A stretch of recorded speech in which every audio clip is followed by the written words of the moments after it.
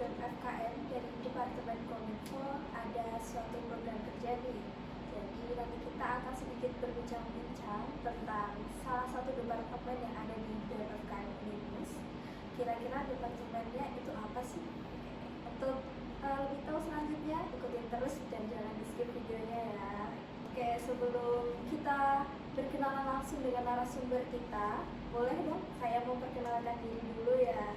Perkenalkan, nama saya Nugraha Dwi Putranti, saya biasa dipanggil Heni. Oke, karena narasumber kita sudah ada di depan kita, boleh kita untuk berkenalan terlebih dahulu sebelum kita lanjut ke perbincangan kita. Halo Mbak, selamat siang. Selamat siang. Iya, oke, boleh dong untuk disapa teman-teman terlebih dahulu. Halo teman-teman. Oke, gini nih Mbak, ada pepatah mengatakan tak kenal maka tak sayang kan. Ya, boleh dong untuk sedikit perkenalan dengan Mbak siapa dan jabatannya sebagai apa. Jadi maksudnya aku kenalin, aku Salita sebagai kader Kominfo. Perkenalkan, nama saya Citra Dia sebagai staf dari Kominfo. Baik, jadi narasumber kita kali ini ada dari Departemen Kominfo, ada Mbak Sabita sebagai ketua departemen dan juga ada Mbak Citra sebagai staf di Kominfo. Oke, baik. Nah, untuk selanjutnya ini nih Mbak, aku sedikit kepo nih tentang program apa aja sih kira-kira yang ada di Departemen Kominfo ini. Di Kominfo, sebelumnya tuh di Kominfo ini nggak cuma aku aja ya. Di Kominfo ini ada 4 orang. Itu ada kita berdua sama lagi Dewi Puspa sama satu lagi Isya. Tapi kan kita keterbatasan ya, jadi perwakilan lah istilahnya.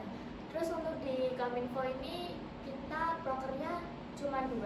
Yang pertama itu ini podcast. Terus yang kedua itu ada kalender proker. Jadi di kalender proker itu kita biasanya upload di akhir bulan terkait proker yang di bulan depannya itu ada apa aja di BMFKM itu prokernya tuh yang akan berjalan itu apa aja gitu. Jadi kita publikasikan di IG story-nya BMFKM. Terus setelah itu kita juga masukkan ke highlight. Jadi teman-teman masih masih bisa update lah kalau misal besok apa ya prokernya. Nah, dicek lagi di highlight-nya BMFKM itu ada. Oke, baik. Jadi Departemen Kominfo itu nggak cuma 2 orang ini aja ya teman-teman ya, masih ada lagi di belakangnya karena keterbatasan ruang dan waktu ya, teman-teman memiliki kesibukan lain, jadi perwakilan saja hanya Mbak Sabita dan Mbak Citra gitu ya. Oke, untuk berikutnya aku mau tanya ini tentang first impression Mbak Sabita dengan Mbak Citra awal masuk ke BEM itu apa, dan khususnya di Departemen Kominfo ini.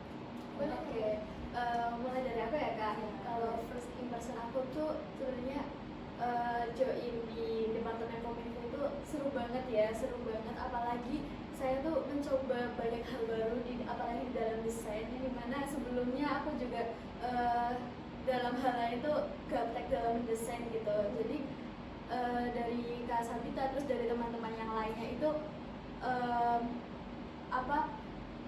membelajari saya ketika saya kesusahan gitu. Jadi intinya first impressionnya aku itu seru banget gitu, mencoba hal yang baru, keren banget sih gitu. Seperti itu sih Kak. Untuk Mbak Sabita sendiri gimana nih first impression Aku ya misal pas awal masuk BEM itu ya. Kalau awal masuk BEM tuh dulu aku inisiatif sih juga, karena emang awalnya emang keinginan aku juga gitu. Terus aku masuk di Kominfo ini seru juga sih sebenarnya, karena sebelumnya kan aku nggak bisa edit gitu. Terus karena masuk di Kominfo tuh aku jadi belajar editing gitu loh. Jadi aku bisa asah skillku dikit-dikit dari Kominfo gitu. Jadi ya sekarang aku udah lumayan bisa lah untuk edit. Jadi terima kasih untuk Kominfo karena sudah membantu mengasah skill. Baik, berarti awal mula Mbak Citra dan Mbak Sabita masuk itu kayak aku nggak tahu nih Kominfo itu apa gitu Betul. ya. keresahan tersendiri gitu karena kan kita awalnya juga nggak bisa ngedit nih kan. Terus lagi istilahnya tuh brandingnya FKM itu ada di Kominfo gitu kan, jadi kita ada keresahan tersendiri gitu loh, takut gimana gitu. Tapi karena dari teman-teman BEM juga ngerangkul kita ya, kayak nggak apa-apa dicoba aja, terus nggak apa-apa ini udah bagus kok dan sebagainya. Jadi kitanya tuh kayak oh ya apa ada belajar bersama, terus ada apa ya istilahnya tuh teman-teman tuh juga nge-support secara apa ya, secara emosional lah gitu. Walaupun nggak banyak bantu di desain kan mereka juga bantu secara emosional nyemangatin kita gitu. Buat teman-teman mungkin esok yang ingin join keorganisasian, kalian tuh jangan terlalu memilah dan memilih ya, karena kita tuh tujuan utama bergabung di suatu organisasi ya untuk belajar gitu ya. Betul. Dari awal kita nggak bisa jadi bisa tahu itu perlahan-lahan ya. Oke, selanjutnya ini aku mau tanya, ini udah ada 1000 hari kerja kurang lebih ya Mbak di BEM FKM ini. Aku mau tanya nih, selama kurang lebih 100 hari kerja ini udah ada pengalaman yang paling berkesan belum? Selama dari awal join BEM hingga sekarang. Apalagi kan ini Mbak Sabita kan lebih dulu masuk ya daripada Mbak Citra ya. Nah, boleh itu disampaikan. Kalau aku sih ini ya apa namanya, untuk pas awal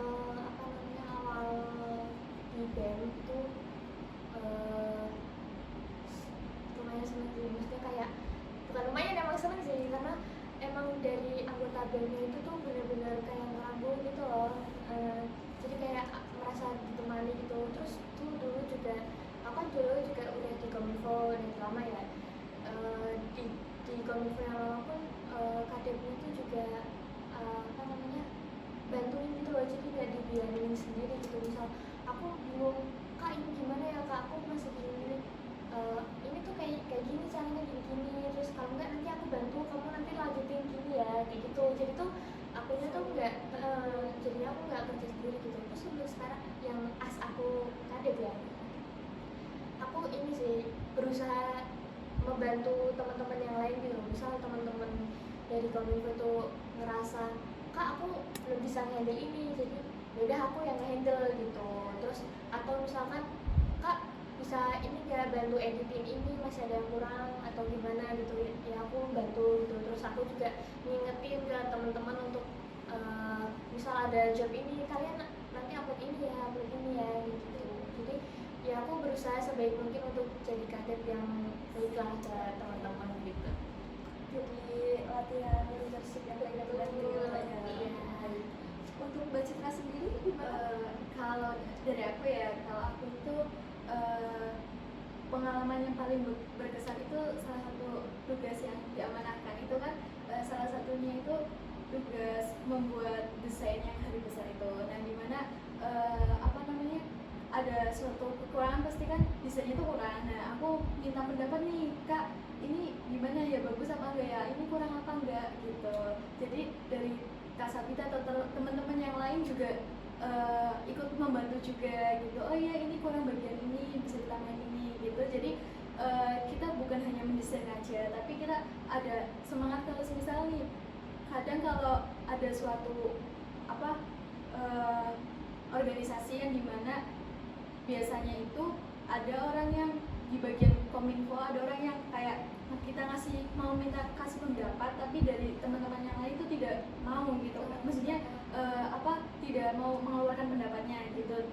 Tapi beda halnya dari departemen Kominfo BEM FKM ini gitu. Kalau misal kita minta bantuan nih, kak aku minta bantuan desain ini ya gitu, ada tambahan atau enggak gitu, teman-teman yang lain juga ikut bantu. Jadi kayak pengalaman yang paling berkesan sampai sekarang itu kalau misal ada bantuan terus aku juga minta tolong, itu pasti responsif banget gitu. Seperti itu sih tenaga. Oke, berarti di organisasi ini banyak sekali manfaatnya ya Mbak. Betul. Selain kita jadi tahu, terus kita juga memiliki pengalaman yang yang sebelumnya kita belum tahu, kayak misalnya tadi editing ya Mbak. Iya, betul banget. Itu terus latihan kepemimpinan juga seperti yang dialami oleh Mbak Sabita sekarang menjadi kepala departemen Kominfo gitu ya Kak ya.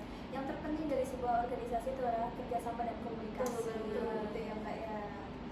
Oke, kan organisasi di FKM ini merupakan salah satu program organisasi mahasiswa di Unimus ya Kak ya. Aku mau tanya nih, cara membagi waktu antara organisasi dengan waktu perkuliahan itu gimana? Kadang kan gini kayak misal ada deadline tugas dari dosen hari besok, belum lagi kalau ada prokeran, campur jadi satu kayak aduh pusing ini ngaturnya kan. Aduh mau satu.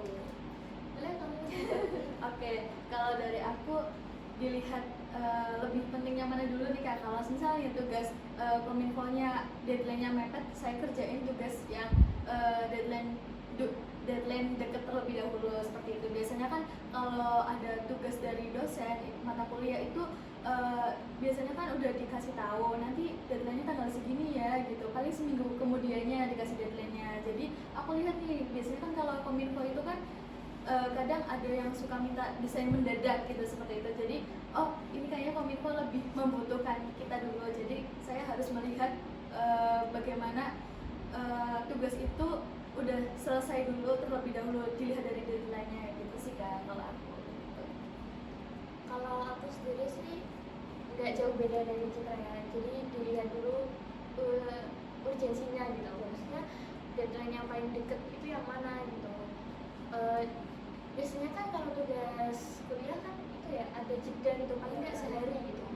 Terus kominfo itu kan biasanya di hari itu harus upload atau sebagainya. Jadi ya mau nggak mau aku ngerjainnya kominfo gitu. Kayak yang kemarin ini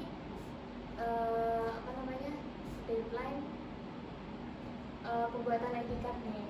Kita kan harus segera buat ID card gitu kan untuk pengenalan kita gitu. Nah itu juga berbarengan sama aku ada tugas di kuliah gitu. Terus caranya gimana ya, aku melihat gitu, oh ternyata tugas yang kuliah itu masih ada 1 hari, sedangkan yang ID card ini diperlukan banget tuh, apalagi kan ID card harus masuk percetakan dulu nih. Jadi yaudah aku ngebut yang ID card dulu gitu. Terus kalau misalnya hari-hari lain nih, misalkan kita kan ada anggota lain ya, jadi bisa lah kita minta tolong ke anggota lain gitu, kayak tolong hari ini aku nggak bisa ambil jobku yang hari ini, minta tolong di handle ya gitu. Jadi ya kita saling backup juga gitu. Tadi ya dengan kerjasama gitu ya. Berarti cara kurang lebih saya dapat menyimpulkan dari Mbak Citra dan Mbak Sanita itu intinya antara membagi waktu tugas kuliah dengan organisasi itu dilihat dulu listnya, kayak misal kita buat tulis hari ini tuh ada deadline apa aja, atau tugas mana dulu yang mau dikerjakan atau tengahnya itu yang mendekati gitu ya Mbak ya. Harus kita pintar memanage waktu dengan benar ya Mbak ya, supaya nggak keteteran tuh. Tapi sering gak sih keteteran itu? Sering karena anggota kominfo kan juga terbatas ya. Jadi kita kadang keteteran juga, misal untuk publikasinya barengan nih, terus ada anggota yang nggak bisa, jadi kan pasti satu anak nggak handle nih. Jadi kayak aduh ini pas gak ya, maksudnya telat gak ya uploadnya atau gimana, karena kan yang handle satu anak doang gitu. Tapi ya sejauh ini masih aman sih, masih saling pada backup. Nah, aku mau tanya ini juga. Harapan apa sih untuk Mbak Sabita dan Mbak Citra selama bergabung di BEM ini? Terutama harapan untuk BMFKM ini. Kalau aku untuk harapan untuk BMFKM itu ini bisa terus berkembang, terus makin akrab sama teman-teman yang lain gitu. Jadi kita jadi nggak ada yang rasa sungkan gitu. Terus habis itu bisa solid sih, solid. Terus buat kominfo juga semoga kita juga semakin solid gitu. Dan untuk teman-teman yang mau gabung dengan FKM jangan takut guys. Kita tuh jujur ya, aku join di BEM ini aku jadi punya banyak teman gitu loh. Kadang kan kita kalau misalnya kita jalan terus kayak halo gitu, jadi sering terus apa namanya, terus kayak teman-teman tuh jadi kok kamu temennya jadi banyak gitu. Jadi kayak kalau kalian mau punya banyak temen tuh join aja organisasi gitu. Terus di BMFKM tuh juga anaknya seru-seru gitu. Jadi udah nggak usah takut gitu untuk join BMFKM. Apalagi yang kita nggak ada senioritas gitu. Jadi antara atas sama bawah tuh kita gabung. Jadi nggak usah sungkan. Untuk Mbak Citra? Kalau harapan aku buat BMFKM ya Kak, yang pertama itu bisa lebih berkembang, lebih baik lagi, terus juga maju terus gitu. Terus kita juga sama-sama apa yang udah dikatakan sama kasih kita, sama-sama solid juga, terus bisa lebih berkenalan, lebih dekat satu sama lain, seperti itu. Aku mau tanya lagi nih, banyak tanya ya memang ya. Agak Kepo ya. aja. Kepo ini tentang Kominfo ini ya. Di BMFKM sendiri memiliki punya jargon nggak sih? Ada. Boleh dong, ajarin. Gimana Oke, jargonnya? ini bareng-bareng atau sendiri-sendiri Kak? Aku Cobain dulu, kita cobain cobain dulu ya. cobain Oke. dulu. Jadi ini di BMFKM itu ada slogan Slogan, kita. ya. Tuh gini. Udah mulai ya? Iya. 1, 2, 3. Keberlanjutan demi kebermanfaatan. Oke, boleh untuk Bareng. Oh, bareng. Oke. Mulai ya kita. Mulai ya. Aku gitu. Iya. Oh iya. Oke. 1, 2, 3. Keberlanjutan demi kebermanfaatan. Dan makna slogan yang singkat tapi cukup dalam artinya ya. Oke. Kita sudah ada di akhir pertanyaan. Boleh untuk memberikan closing statement sebelum nantinya podcast ini ditutup. Boleh, Mbak? Dua-duanya. Dan kamu. Oke. Yang pertama itu terima kasih banyak ya untuk Kak Heni ya, untuk Kak Heni sudah meluangkan waktunya untuk saya join untuk podcast BMFKM ini. Ini terima kasih banyak kepada teman-teman semua juga. Harapanku semoga bisa menjadi anggota BEM atau menjadi kedepannya BEM itu menjadi lebih baik lagi, seperti itu Kak. Aku mau berterima kasih juga ke Hendy yang udah meluangkan aku, yang mau diajak kerja bareng jadi host gitu kan, dan teman-teman di balik layar, terima kasih kerja kerasnya, terus ya nggak jauh beda dari harapan sih. Semoga di kedepannya BMFKM semakin baik, semakin maju, solid. Nah, teman-teman, seru banget ya obrolan dengan Departemen Kominfo ini. Jangan takut masuk Kominfo ya.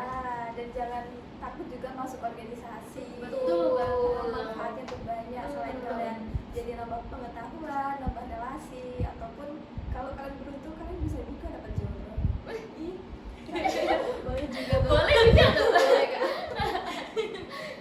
Intinya kalian kalau mau masuk suatu organisasi itu diingatkan di hati untuk mencari Betul, ilmu, betul. pengalaman, dan juga relasi gitu ya.